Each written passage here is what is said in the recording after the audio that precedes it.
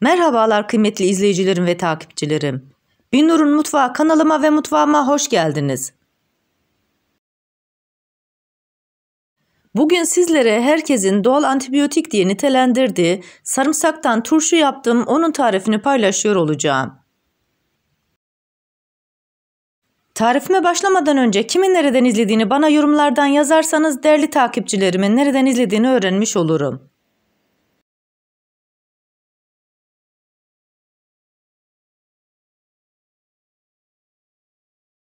Sizleri daha fazla bekletmeden tarifime geçiyorum. Herkese iyi seyirler.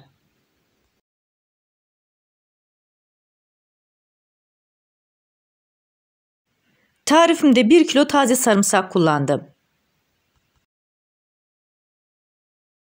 Sarımsakların uç kısmını ve kök kısmını bıçak yardımıyla kesiyorum.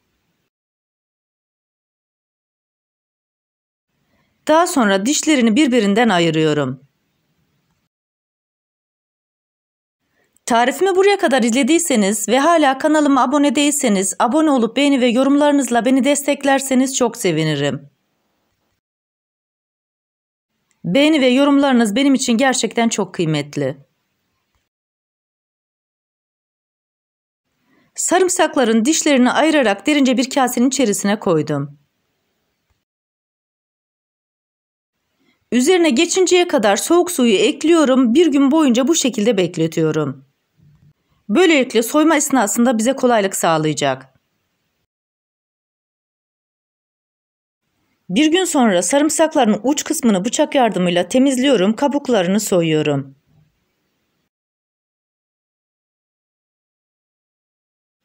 Bu arada tarifimde kullanmış olduğum bütün malzemeleri videomun altındaki açıklama kısmında ölçüleriyle birlikte paylaşıyor olacağım. İsterseniz oradan da bakıp faydalanabilirsiniz.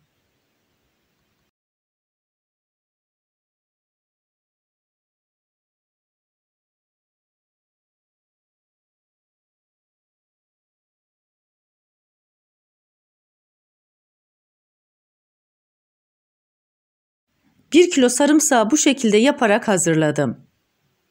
Şimdi sizlere kullandığım malzemeleri söylüyorum. Bu ölçü 250 gramlık küçük kavanozlar için.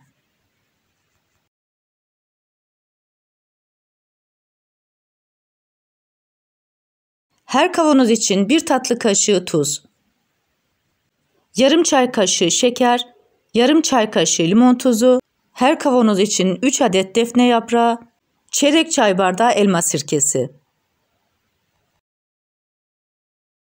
250 miligramlık küçük kavanozu alıyorum, doldurmaya başlıyorum.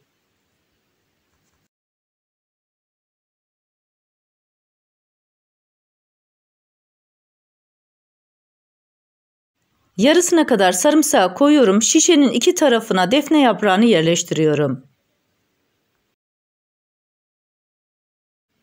Defne yaprağı hem çok sağlıklı hem de turşumuzun içerisine güzel bir koku salıyor. Daha sonra şişenin kalan kısmını da sarımsaklarla dolduruyorum. Şişemizin bir tanesini doldurduk, şimdi diğerine geçiyoruz. Onu da aynı şekilde yarı yerine gelinceye kadar sarımsakla dolduruyorum. Daha sonra kavanozun iki tarafına da defne yaprağını yerleştiriyorum. Bu tarifimde 2 adet 250 miligramlık kavanozu doldurdum. Çok az sarımsağım kaldı, onu da başka yemeklerimde kullanacağım.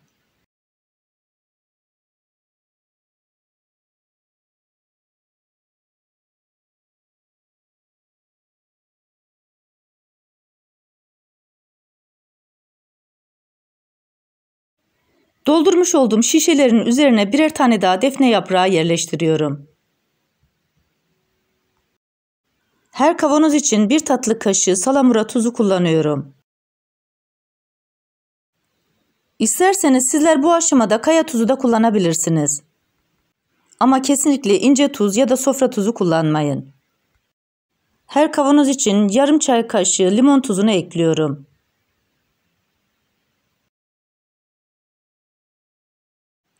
Yarım çay kaşığı toz şekerini ekledikten sonra artık sirkemizi koyacağız.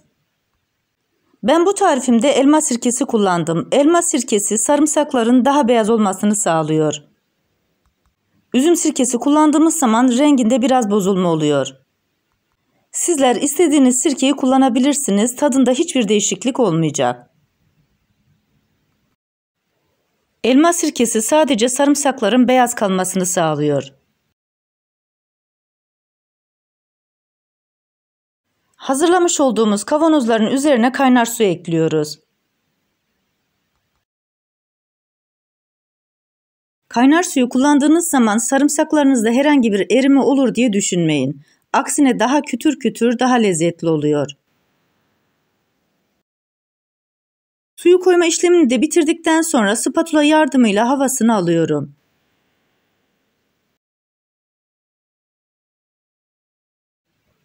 Sizler isterseniz bıçak yardımıyla ya da kaşığın arka tarafıyla da bu işlemi yapabilirsiniz. Bu arada tarifimi buraya kadar izlediyseniz sosyal medya hesaplarınızdan arkadaşlarınızla paylaşarak bana destek olursanız çok sevinirim. Ayrıca kanalımda birbirinden güzel diğer tariflerim var. Onlara da göz atmayı sakın unutmayın. Havasını aldığım şişelerin üzerine tekrar su eklemesi yapıyorum. Daha önceden hiç kullanılmamış kavanoz kapağını alıyorum. 2 geri 1 ileri olacak şekilde sıkıca kapatıyorum.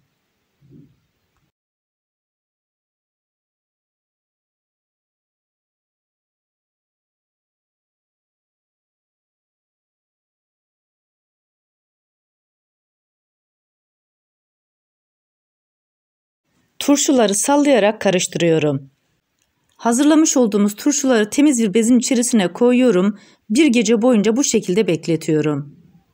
Ertesi gün üzerine açmış olduğum kavanozları serin ve güneş görmeyen bir yerde saklıyorum.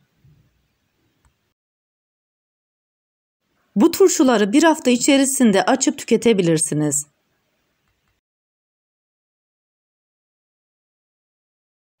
Bir haftanın sonunda turşularımız artık hazır.